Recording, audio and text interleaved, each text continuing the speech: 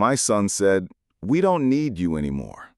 I left, and I never thought I'd see him like this again. The words hit me like a bullet I never saw coming. Standing in the doorway of the house I'd raised him in, the walls echoing with laughter from years past, I froze. My own son, my flesh and blood, was looking at me with cold, unreadable eyes. It wasn't just disappointment in his tone, it was something far worse: rejection. "Dad, you've done enough. We don't need you anymore," he said. His voice almost casual, like he was discussing what kind of cereal to buy. My heart skipped, then shattered. I wanted to speak, to ask why, to remind him of all the sacrifices I'd made, but the words wouldn't come. The house felt empty suddenly, as if the walls themselves were mourning with me. I could smell the faint scent of his mother's perfume, long gone from this world, but still lingering in the air. The furniture, the photos on the walls, the trophies I had proudly displayed, all reminders of a family that no longer existed in the way I thought it did. I tried to hold myself together. "Son, what are you saying?" I asked, voice shaking despite my attempts to remain calm. He looked away, shoulders stiff. "It's simple, Dad. We're fine without you. You've had your time, now it's our turn." I stepped closer, desperate to understand. "Our turn? We? Son, I've been here for you every step of the way. Every late night, every scraped knee, every mistake you made, I've been there. Why would you say this?" His silence spoke louder than any words could. That silence was the kind of dagger that twists in your chest and leaves you hollow. And then, without another word, he walked past me and into his room, shutting the door behind him with a force that seemed to echo across my soul. I stood there, paralyzed, memories flashing in my mind. His first steps, the baseball games, the nights I stayed up because he was sick. All those years, all that love, all thrown aside in one heartbeat. The first thing I knew I had to do was leave. Not in anger, not in haste, but to survive emotionally. I packed my essentials quietly, not taking much: my pride, my dignity, and the clothes I could wear for the road. The city outside had become a maze of memories that felt suffocating, and I needed air, distance, a chance to breathe. As I drove away, headlights cutting through the early winter dusk, I felt a strange mix of grief and clarity. I couldn't save the relationship right now, but I could save myself. Somewhere along the way, I promised myself, my son would understand, one day. But the road ahead was dark, lonely, and terrifying. The first night away from my home, I stayed in a small roadside inn, the flickering neon sign outside casting uneasy shadows across the room. My phone buzzed incessantly with messages I didn't open, friends offering advice, family checking in, even neighbors curious about my sudden absence. None of it mattered. The wound was deeper than words could heal. I walked along the empty street outside the inn, the bitter wind slicing at my face, and realized just how fragile relationships could be, even the ones you thought were unbreakable. I passed by families laughing together, couples holding hands, children running after stray dogs. Each scene stabbed at me, reminding me of what I had lost, or what I had been cast aside from. And then a thought struck me like lightning. My son, the boy I raised with love and hope, was living his life without a clue of the storm he had just unleashed. Did he understand the weight of his words? The destruction they carried? Would he realize what he'd lost if it weren't too late? I didn't have the answers. I only had the journey ahead. I had to rebuild my life, find my strength again, and wait. Wait for the moment when the universe or fate would bring the scales back into balance. Little did I know, that moment would come sooner than I expected, and the scene of our confrontation would not be what I imagined. I never imagined the next time I saw him, it wouldn't be in his room or at the dinner table, but at a place no father ever wants to see his child. Working behind a gas station counter, barely recognized by the world, and certainly not by me. The morning air bit at my face as I parked my car outside the dim, fluorescent-lit gas station. The neon signs buzzed and flickered, casting strange shadows across the asphalt. I hadn't expected much when I followed the address a neighbor had quietly whispered, just curiosity, a vague hope that my son might have changed, that maybe the words from that fateful day were not a last we'd exchange. When I stepped inside, my heart nearly stopped. There he was, my son, the boy I had once held in my arms, now a man I barely recognized. He was wearing a faded uniform, a cap pulled low over his eyes, scanning the shelves with an almost robotic precision. The energy, the fire I had nurtured in him seemed gone. I cleared my throat softly, not wanting to startle him. "Son." He jumped, eyes wide, heart racing. Or maybe it was mine. His face paled slightly, as if seeing me was a ghost of a life he wanted to forget. "Dad?" His voice was hoarse, stripped of the arrogance or the confidence I remembered. I walked closer, every step heavy with a mix of fear and hope. "It's me, your father." For a long, tense moment, he didn't speak. He just stared as if he were trying to decide if I was real or some hallucination conjured by his own guilty conscience. Then he shook his head and muttered, I can't talk right now." The words were soft, but edged with steel. I swallowed the lump in my throat. "Why are you here? Why working at this place?" His jaw tightened and he looked away. "Life happened, Dad. Things, they didn't go the way we planned." I studied him closely. The way his hands trembled slightly as he stocked the shelves, the haunted shadows under his eyes, the deep crease on his forehead that hadn't been there before. This wasn't just about him losing a job or moving out.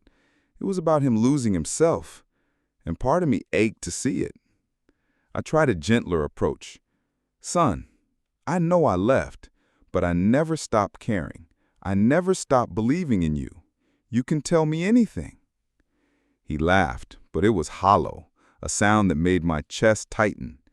"Anything?" he asked, his voice a mix of bitterness and sorrow. "You left me when I needed you. You abandoned me." I froze. The weight of his accusation hit me like a sledgehammer.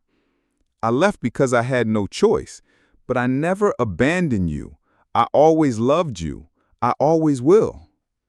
He turned, eyes glistening, and for a moment I saw the boy I'd raised, the one who had clung to my legs, who had looked up at me with pure admiration. But the man in front of me was hardened by years of resentment, pride, and mistakes. "Love," he spat, "love doesn't pay bills, Dad. Love doesn't fix the humiliation, the embarrassment of being thrown out of your own home by the people who are supposed to protect you." The words cut deep, each one a jagged shard of grass tearing through my heart. I knew there was anger, but not this level of venom, not this depth of betrayal. I opened my mouth to respond, to defend myself, but a sudden noise stopped me. A customer had entered, a middle-aged man carrying a carton of soda, and my son's hands shook slightly as he scanned the items. That little human hesitation, it gave me hope. He was my son. Somewhere beneath the anger, beneath the bitterness, the child I had nurtured was still there. I cleared my throat. "I don't know what happened between us, son, but I want to help. I'll do anything to make it right." He stared at me for a long, heart-stopping moment. Then his expression hardened again. "I don't want your help," he said coldly. "I don't want nothing from you. I've built my own life, Dad, and it doesn't include you." My chest constricted. I wanted to grab him, shake him, make him understand that life could be different, that forgiveness could be possible. But before I could speak, the beep of the cash register rang. Another customer, another interruption. I realized then that my son was trapped in a cycle of pride, pain, and miscommunication, and that breaking through would take more than words. It would take time, patience, and perhaps a shocking revelation that even I wasn't ready for. As I walked out of the gas station into the cold morning air, one thought burned in my mind. He may have rejected me, but the universe has a way of leveling the playing field, and one day he'll see the consequences of turning his back on the one person who never stopped loving him. I never imagined that a simple peek inside his wallet could unravel a secret so devastating. It would change everything between us. The next morning, I couldn't stop thinking about him, the boy I had raised, the man I barely recognized, and the life he had created without me. Curiosity gnawed at me like a relentless storm. I knew I had to see him again, to understand what had brought him here. I returned to the gas station, pretending to check the price of fuel, but my eyes were fixed on him. He moved with mechanical precision, greeting customers with a tight-lipped smile that didn't reach his eyes. Every gesture seemed rehearsed, almost like a mask he had perfected over years of hiding his true feelings. As the morning rush dwindled, a moment of vulnerability appeared. He leaned against the counter, wiping sweat from his brow, and absent-mindedly dropped his wallet on the edge of the register. It slid slightly, exposing its contents. My heart raced. A sudden impulse made me step closer, pretending to pick up a stray receipt, but really, I stole a glance inside. And then I saw it. A small, folded note tucked inside the wallet, stained and creased. My hands trembled as I picked it up discreetly. The handwriting was unmistakable, my daughter's. She had written something to him, something secret. My pulse spiked. "Remember, Dad must never know. The inheritance is ours. Everything he owns, we claim." I froze. My stomach dropped. My son, my child, had been manipulated, perhaps even unknowingly used in a scheme that could destroy our family. My mind raced back to the day I was pushed out of my own home, the coldness in his eyes and the betrayal I had felt. It all made sense now, but understanding didn't stop the pain. It only sharpened the dagger. I stepped back, pretending to check another shelf, as he rang up the last customer. The casual manner in which he handled the till made me ache. My own son, unknowingly following his wife's secretive plans, had become a pawn in a game I hadn't even seen coming. After the rush ended, I approached him quietly. "Can we talk?" I asked, my voice low and steady. He flinched, but didn't turn to face me. "I don't want to talk, Dad. You wouldn't understand." I held up the note discreetly. "I know everything now. About the plan, about what's been happening behind my back. You've been misled, and it's tearing you apart." He finally looked at me, a mix of anger, confusion, and fear in his eyes. How did you—" His voice caught. "Doesn't matter how," I interrupted gently. "What matters is fixing this. We can stop it before it's too late." A moment of silence hung between us, heavy and suffocating. Then he let out a bitter laugh, shaking his head. "Too late, Dad? We've lost so much already. Maybe this is just how life works. You win some, you lose some. You never told me that losing you would hurt this much." The words pierced me like lightning. I reached out, placing my hand on his shoulder. "Son, I am here now. We can fix it together. You don't have to carry this alone anymore." He hesitated, the walls around his heart cracking just slightly. But before he could respond, the bell above the gas station door jingled. A delivery man entered, dropping a package on the counter. My son's hands shook as he opened it. Inside was a luxurious, personalized watch, engraved with my name. And that's when the second shock hit me. Alongside the watch, there was a letter from a law firm. All properties and assets are under your daughter's control effective immediately. Your son is the legal custodian." My son's face drained of color. He looked at me, the realization dawning. He had been set up, betrayed by someone he loved, and unknowingly complicit in taking what was mine. I knew then that I had to act, but carefully. One wrong move, and he might never forgive me. One wrong move, and the plan would succeed, leaving me powerless. I leaned closer, voice barely above a whisper. "Son, there's still a way to turn this around, but we need courage and trust. Will you stand with me?" His eyes met mine, a storm raging in them. Fear, regret, longing. I don't know if I can. And that's when I realized the fight for my family was just beginning. I never expected that walking into my own living room would feel like stepping onto a battlefield. But today, my son and I were about to face the war that had been brewing silently for years. The afternoon sun slanted through the blinds of my modest apartment, casting long, sharp lines across the floor. Every shadow seemed heavier than the last, as if the walls themselves were aware of the storm about to erupt. I had called my son over under the guise of a simple conversation, coffee and honest talk, but my instinct screamed that this was no ordinary chat. He arrived precisely at 3 p.m., as punctual as ever. The familiar sound of the door opening made my chest tighten. My son stepped in, tall and tense, his eyes darting around, as if checking for invisible threats. He carried the weight of the watch and the law firm letter like a scar across his chest, a silent testimony to the betrayal he'd endured. "Dad," he started, his voice tight. "What's this about?" I motioned him to sit, keeping my own expression neutral, almost clinical. "We need to talk about the recent developments. The inheritance, your wife, the properties, everything." He sat, arms folded like a fortress. "I don't know why we're even having this discussion. It's done. I followed her instructions. She said it was what's best for the family." The words hit me like ice. Best for the family or best for her agenda? I leaned forward, letting my voice carry both fury and despair. "You've been manipulated, son. You've been used, and you didn't even realize it." He stared at me, disbelief etched into every line of his face. "Manipulated? Used? Dad, you don't understand.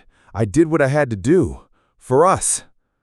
I let out a bitter laugh, the sound echoing off the walls. "For us or for her? You've turned against your own father, son. And for what? A promise from someone who doesn't care if you live or die?" He bristled, standing suddenly. "That's enough. I'm tired of being accused. I followed the plan." I rose to meet him, my eyes locking with his. The plan that nearly destroyed our family? The plan that put me in a position where I could lose everything I built with my own hands? The tension in the room was almost tangible. Every heartbeat was loud, every breath drawn like a battle cry. I could see the conflict tearing him apart inside. The loyalty to his wife, the love for his father, the gnawing guilt he tried desperately to suppress. Then came the moment that shattered the fragile calm. My son's phone buzzed loudly on the table. He glanced at it, and his face went pale. The screen displayed a single message. "He knows everything. We must act now. Your wife." Time slowed. The betrayal, the conspiracy, the danger, it all converged in that single instant. My son's hands shook as he dropped the phone. I moved closer, voice calm but deadly serious. "It's not too late to make this right, son, but you have to choose, your wife or your family. Your future depends on it." His eyes filled with tears, a storm of fear, regret, and confusion. I don't know if I can defy her. She'll destroy me." I reached out, placing a steady hand on his shoulder. "Then let her try, because standing by her side and letting her ruin everything we built, that would destroy you more than defiance ever could." For a moment, we simply stared at each other, father and son, connected by blood and history, yet divided by betrayal. And then, the sound of the door slamming open behind us. It was her, his wife, eyes blazing, lips twisted in a triumphant smile. She had come to check if her plan was succeeding, if her husband would obey her completely. "You shouldn't be here," she hissed, voice cold as ice. "You're meddling in things you don't understand." And in that moment, my son finally acted. The man I raised, the boy I once held in my arms, turned to face her, voice steady, shaking only slightly. "No, I won't do this anymore. Not for you, not against my father. This ends now." The room went silent. She froze. His defiance was like a thunderclap, a line crossed that she never anticipated. I never thought the person I trusted most could be standing on the other side, orchestrating everything I feared. But today, the truth would crash down like a hurricane. The room was thick with tension, every shadow suddenly seeming like a threat. His wife, my daughter-in-law, stood rigid, lips pressed thin, fury and disbelief flickering across her face. My son had just defied her in a way she clearly didn't anticipate. The air itself seemed to vibrate with anticipation, a storm ready to break. She's lying, Dad," my son whispered, voice tight. "All of it. She's been manipulating me since day one." I clenched my jaw, trying to steady my own pulse. Years of mistrust, anger, and betrayal bubbled up inside me, mixing with a glimmer of hope. My son had finally seen through the facade. "Show me everything," I said firmly. "I need to know exactly how deep this goes." He nodded, and together we moved to the desk where his phone and laptop sat. His hands trembled as he unlocked them, revealing messages, emails, and financial documents, evidence of a plot so meticulous it could have destroyed our entire family legacy. The first shock came from the bank transfers. Millions had been quietly redirected to accounts we didn't recognize, accounts tied directly to her family. She had been siphoning our savings, pretending to be devoted, while secretly preparing to strip us bare. Next, the emails. Thread after thread, detailed instructions she had sent to my son, carefully manipulating him with guilt, promises, and veiled threats.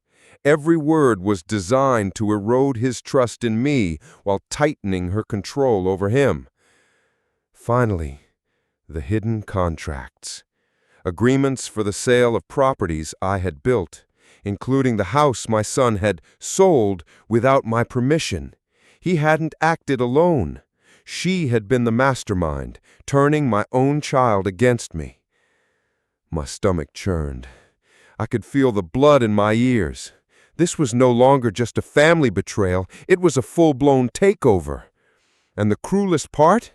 She had planned it so meticulously that my son couldn't be blamed, at least not entirely. I leaned closer to him. "You can still make this right. You can fight back. But we must be smart, not angry, not reckless."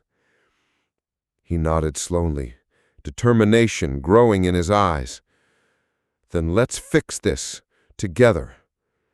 And at that moment, a flicker of hope surged within me. We had been betrayed. We had been tested.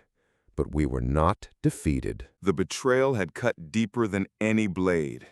But standing in the ruins of what we thought was family trust, we realized one truth. It wasn't over yet. The night was thick, heavy with humidity. The moon a sliver of pale silver over the quiet streets. My son and I sat across from each other at the small kitchen table of my old apartment, our temporary refuge after the shocking revelation. The envelope she had thrown at us earlier sat untouched on the counter, a silent reminder of the battle ahead. "I can't believe she would do this," my son muttered, voice low, almost a growl. "How could she turn everything we built against us?" I leaned back in my chair, my eyes narrowing. She's clever, ruthless, but she underestimated something, our bond and my patience. That's her fatal mistake. We spent hours poring over the documents, tracing the transactions, and understanding how she had manipulated the legal system to her favor. Every step she had taken was precise, calculated, but not infallible. Somewhere, buried in the chaos, was a weakness we could exploit. "We need to hit where it hurts the most," I said finally, voice low but firm. "Not her finances, not her reputation. We strike at her credibility, the one thing she can't buy or fake." My son leaned forward, eyes burning with resolve. "We'll expose her. Everyone will know, and she'll never get away with treating family this way again." We began drafting the plan. It wasn't just about reclaiming the house. It was about restoring trust, reclaiming dignity, and ensuring that the betrayal would leave a permanent mark on her carefully constructed world. We would use the evidence, the emails, the contracts, and even the staff who had witnessed her manipulations. Every move was calculated to ensure that when the truth came out, it would hit like a thunderclap. But as the day wore on, I noticed something chilling outside the window. I froze. My heart jumped. Could she have followed us? Was she watching, waiting for the perfect moment to strike again? Then, a soft knock at the door. My son tensed. I moved cautiously, opening it to reveal a familiar face, an old friend of mine, someone who had connections in law and media. His expression was grave. "You're going to need help," he said bluntly, "and not just legally.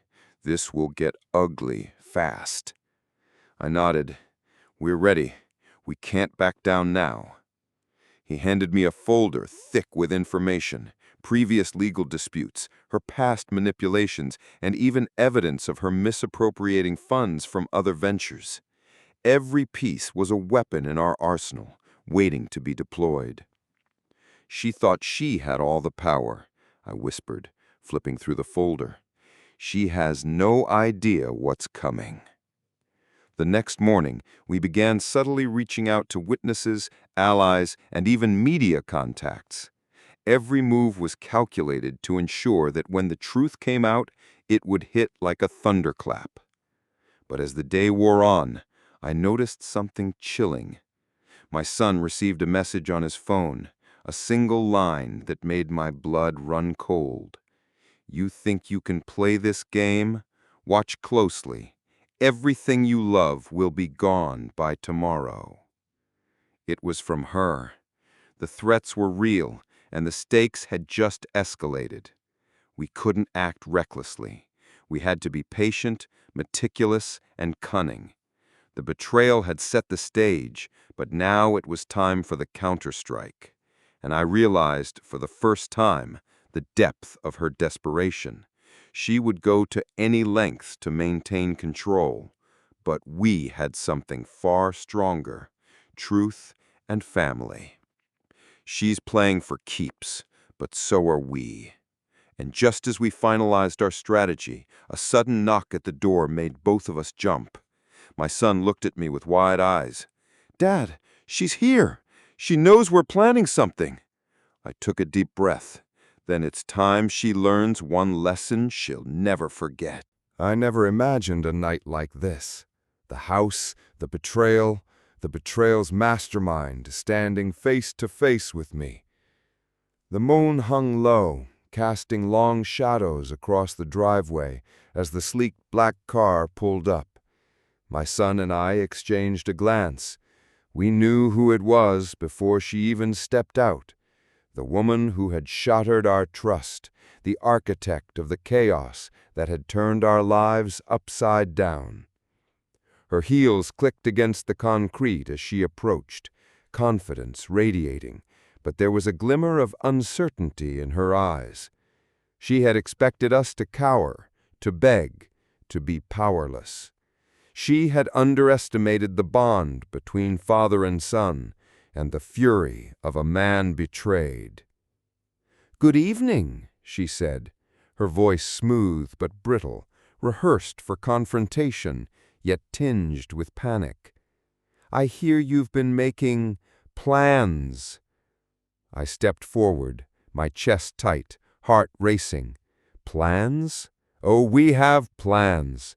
Plans that involve exposing every lie you've told, every move you've made, every ounce of betrayal you've inflicted."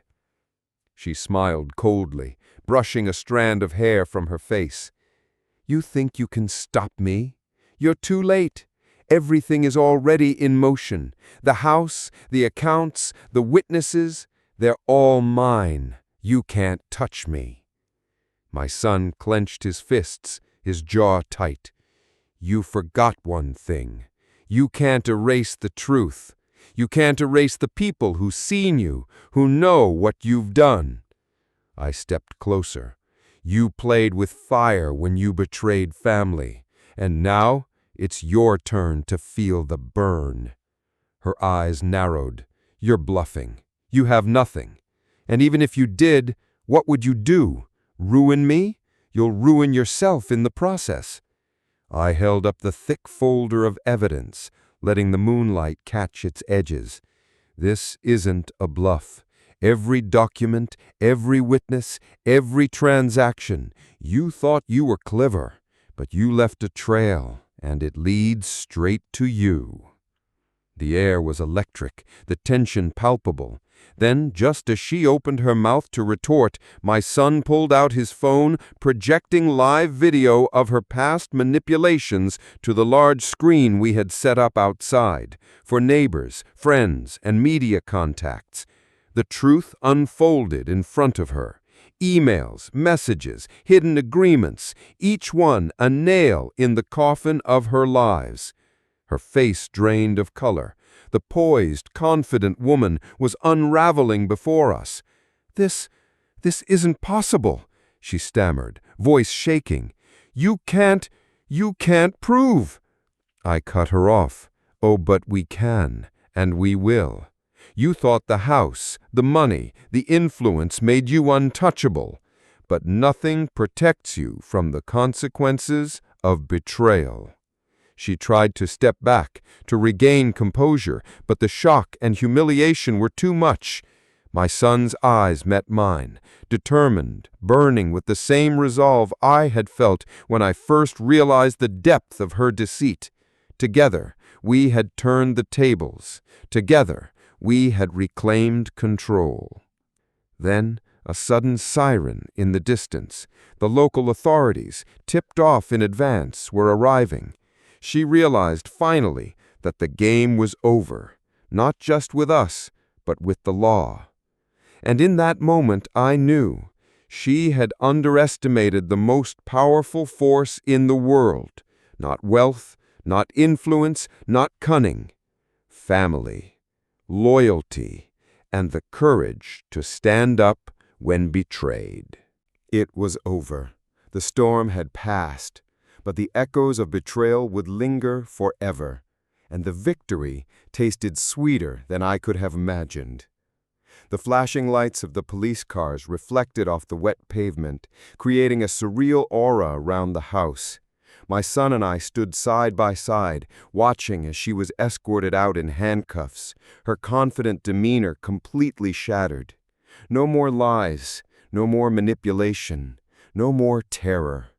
The woman who had nearly destroyed our family was now powerless, her empire crumbling before her eyes.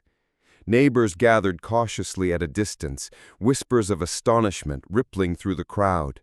Word spread quickly about the audacious confrontation, and even the local news crew had arrived, cameras rolling, capturing every humiliating moment of her downfall. She had underestimated the truth, underestimated the bond between a father and a son, and underestimated the will to protect what mattered most. I took a deep breath, finally feeling the weight lifting off my shoulders. The house, the inheritance, the memories, they were safe again. But more than that, the lesson was clear. Betrayal carries a price, and justice, though sometimes delayed, is inevitable. My son looked at me, his green eyes, so much like mine, reflecting both pride and relief. "Dad, we did it," he said quietly. "We actually did it." I smiled, placing a firm hand on his shoulder. We did, together, and we showed her that family isn't something you can manipulate or discard. It's loyalty, love, and courage. That's what she couldn't touch. Later, inside the house, we sat together, recounting every moment of the ordeal. There were tears, yes, frustration, pain, and even regret for the time lost to her schemes. But there was also laughter, a release from the tension that had been strangling us for months. The authorities finalized the charges. Her assets were frozen, her manipulative contracts nullified, and the truth about her deceit became public record. The headlines were clear: local woman arrested after family betrayal exposed. Our story, though shocking, inspired many, and for the first time in months, I felt a strange sense of peace. As I walked through the house that evening, every room seemed brighter, every shadow lighter. The memories of her treachery remained, but they no longer held power. My son and I had reclaimed our home, our dignity, and most importantly, our bond. And as I looked out over the city skyline, the first rays of dawn cutting through the lingering night, I realized something profound. Life will always test you. Betrayal will always try to break you. But the courage to face it, to stand firm with those you love, will always bring justice in the end. Sometimes the greatest victories come not from wealth, power, or cunning, but from standing tall when the world tries to tear you down, and knowing that family will always be your shield.